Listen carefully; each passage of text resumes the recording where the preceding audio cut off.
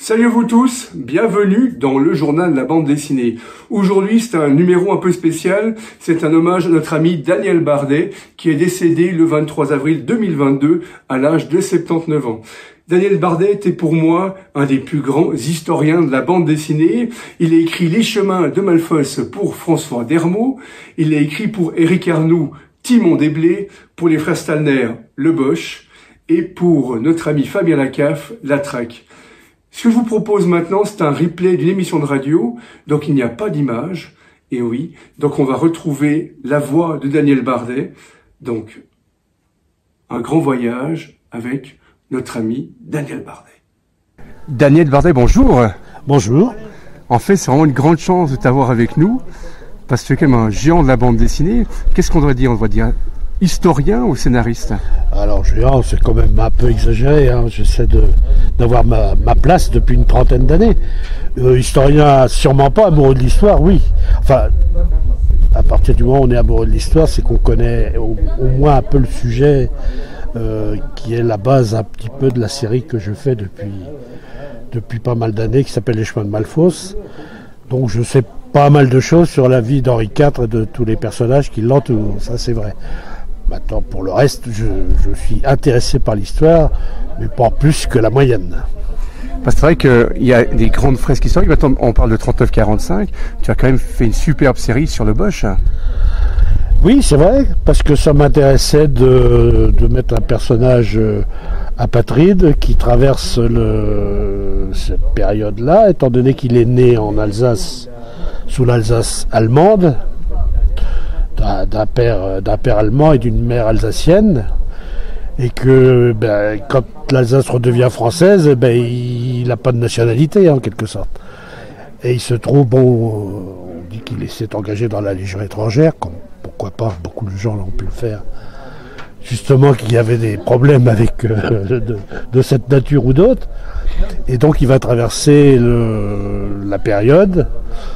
Alors, est-ce qu'il va verser du côté des Allemands?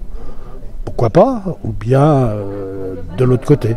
Et en fait, c'est par amour par amour d'un petit garçon que il va choisir le bon côté, puisque c'est quand même le bon côté qui a gagné. Ah oui.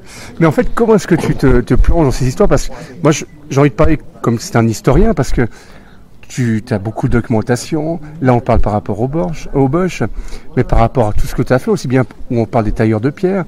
Et c'est un travail hyper minutieux. C'est-à-dire que tu arrives à travailler à chaque époque de l'histoire. Et en même temps, pour moi, c'est vraiment une fresque historique.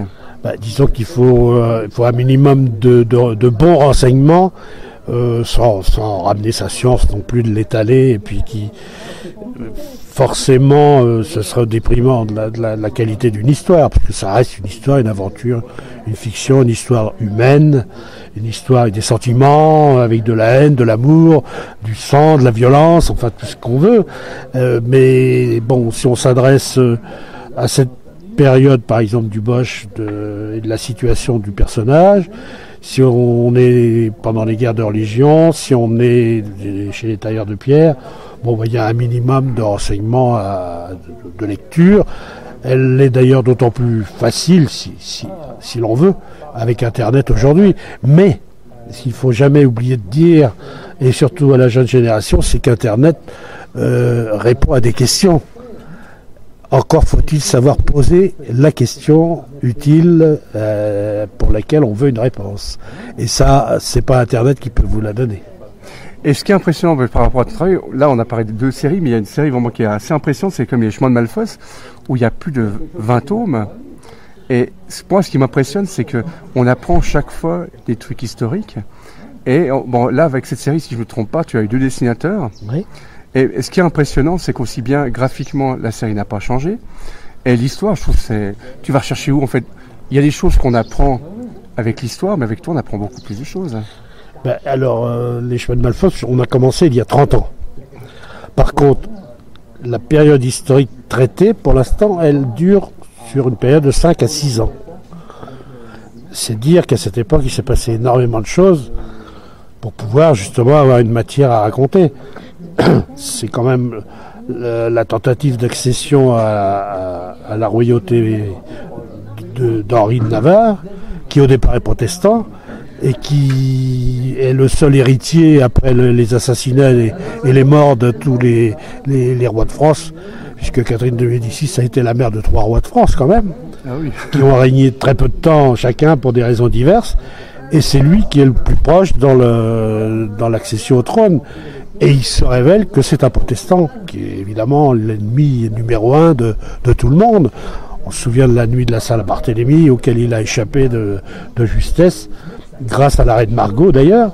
Et à ce moment-là, il est obligé de reconquérir son royaume, à la fois par la force, par la diplomatie, par l'espionnage, par acheter les consciences aussi, avec de l'argent qui venait d'Angleterre ou qui venait des princes allemands, pour arriver à la conclusion de quoi ? De se convertir et de se faire catholique contre sa propre conscience, en quelque sorte. Mais ce qui a permis d'arrêter ce massacre, lequel massacre aujourd'hui se perpétue ailleurs, mais on ne va pas en parler. Non. Fais pas de politique. Non. Mais comment est-ce que toi, en fait, tu parles de cette grande saga, mais comment est-ce que tu documentes ? Bon, bien sûr, il y a l'histoire qu'on connaît, mais tu vas beaucoup, toi, chercher dans les musées. Qu'est-ce qu'on pourrait travailler par rapport à la série ? Disons longtemps, ça a été le cas, ce qui a toujours été d'ailleurs une chose agréable, aussi bien avec François, plus qu'avec Brice, d'aller rencontrer des gens dans les musées, d'aller sur place, de faire des photos, de faire un cheminement par rapport au scénario. Soit le scénario était un peu élaboré avant et on allait là où ça nous intéressait, soit le fait de voir les lieux changer le scénario, parce que il y avait des possibilités nouvelles. Aujourd'hui, on le fait moins parce que justement, il y a eu Internet depuis 30 ans. Internet fonctionne bien maintenant depuis une bonne dizaine d'années avec des bases de données importantes. Alors on peut travailler là-dessus. Alors moi si tu veux, je suis un très grand consommateur de papier. Parce que je trouve des documents sur Internet, je les imprime, parce que je veux les garder, pour les feuilleter, ça devient une sorte de livre, si tu veux. On revient à l'envers, puisque dans le temps, on consultait des livres, aussi, là, c'est un livre, mais qui se constitue à l'envers, que je fais moi-même, si tu veux. Et je prends là-dedans ce qui est intéressant, parce qu'on peut pas, c'est pas un cours d'histoire, les chemins de Malfos, c'est de la fiction, en arrière-fond, en arrière-plan de l'histoire officielle. Alors la seule chose, c'est que on peut pas tricher avec l'histoire, et on peut raconter des choses, aller divaguer un peu, mais il y a toujours à un moment donné, il faut retomber sur la vérité historique, parce qu'on ne peut pas tricher ni tromper le lecteur. Et c'est vrai que tu as travaillé toutes les histoires de l'histoire, on a aussi bien Les Misérables que tu as adapté en bande dessinée, et c'est vrai que c'était un superbe travail aussi bien Docteur Monge, et c'est vrai que c'est chaque fois des fresques hyper importantes dans l'histoire de la bande dessinée. Tu sais, moi je fais partie des gens dont la vie contemporaine ne les intéresse pas, si, puisque je vis dedans. Mais c'est pas un truc que j'ai envie de raconter, moi. Alors donc, mon exotisme à moi, d'autres c'est la science-fiction, d'autres ils vont aller dans les îles des Caraïbes ou ailleurs, ou en Afrique. Mon exotisme à moi, c'est les périodes passées. Alors, tout m'intéresse, et les périodes en général où il y a cassure dans la société, où il y a 2 camps, donc il y a matière à avoir des héros, le bon, le mauvais, dans le bon camp, lequel est dans le mauvais camp et dans le bon, lequel rachète l'autre. Voilà, c'est source d'aventure, tout simplement. Est-ce qu'il y a un moment d'histoire que tu rêves de raconter, que tu n'as pas encore raconté, une période historique ? Il y en a plein, mais je pense qu'il faut déjà, quand on est bien accroché sur des sujets, et depuis quand même plusieurs années, en fait on continue d'approfondir la chose. Et puis on possède justement mécaniquement beaucoup de choses Tandis que si on veut se lancer il faut tout recommencer à zéro. Hein. Bon, moi j'ai quand même 70 ans, je sais pas ce que la vie me réserve, mais bon, c'est vrai que j'ai d'autres idées. Mais bon, il y en a d'autres aussi qui font des sujets. Alors on peut pas toujours Napoléon, tout ça. Bon, ça a été fait par d'autres et avec talent. Alors bon, alors Les Misérables c'est autre chose, c'est une adaptation. Le problème des Misérables pour un scénariste, et pour moi en particulier, c'est que c'est 2 ou 3 000 pages, hein, Les Misérables. Et il y a énormément de descriptions des quartiers de Paris, avec leur historique, ce qui c'est un peu laborieux parfois à lire, mais bon, c'est très intéressant. Mais ça n'a aucun intérêt dans la BD, il n'y a pas d'action. Mais au milieu de toutes ces descriptions, d'un seul coup, ressurgissent les personnages. Oui. Sur 2 ou 3 pages, au milieu de 25 pages ou de 50 pages. Alors là, faut pas donc on est obligé de tout lire parce que ça, faut pas le louper, parce que c'est ce qui fait avancer l'histoire. Alors bon, un quartier, le dessinateur le reconstitue en 2-3 cases, ce qui fait 50 pages chez Hugo, en 3 cases ou une page, c'est fait, hein, c'est tout. On voit le décor, et dans le quartier de Paris, on se trouve, c'est tout. Quand on voit tes bandes dessinées, on est très proche du cinéma, point de vue scénario. Est-ce qu'un jour t'es arrivé, ou est-ce que peut-être qu'un jour tu vas faire un film? Non, parce que c'est tout à fait autre chose. Ça entraîne au niveau de l'écriture une précision et puis une bande dessinée. On reproche souvent à la bande dessinée parce que c'est vite lu. Bon, ça dépend comment on voit les choses, mais une bande dessinée on la lit en 20 minutes, une demi-heure, par exemple une bande dessinée historique, parce que il y a du texte, il y a un certain texte un petit peu travaillé à l'ancienne, donc on peut... mais un film, c'est 1h30, et alors ça demande un travail colossal et dont je ne suis pas capable. Je n'ai pas fait d'ailleurs aucune étude dans ce domaine-là, alors non, je ne saurais pas faire. Mais collaborer à un truc comme ça, oui, ça m'intéresserait, oui, d'être sur un tournage, oui.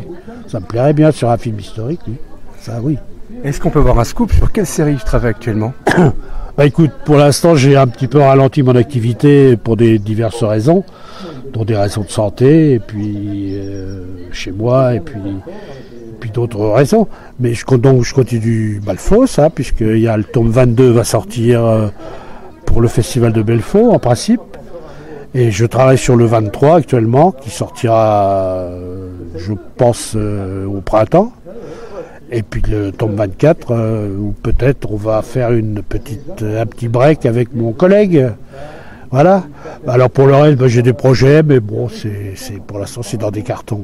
Je voudrais faire des adaptations de romans, ça m'a intéressé. Avec Madame Bovary. J'ai fait Madame Bovary, Les Contes des Mille et une Nuits, et c'est assez intéressant. Et puis il y a aussi des choses plus contemporaines dont les droits tombent dans le domaine public de certains auteurs, et je pense qu'il y a des choses intéressantes à faire aussi, du début du siècle. Alors on va voir. Merci beaucoup. Mais je t'en prie, merci à vous. Super.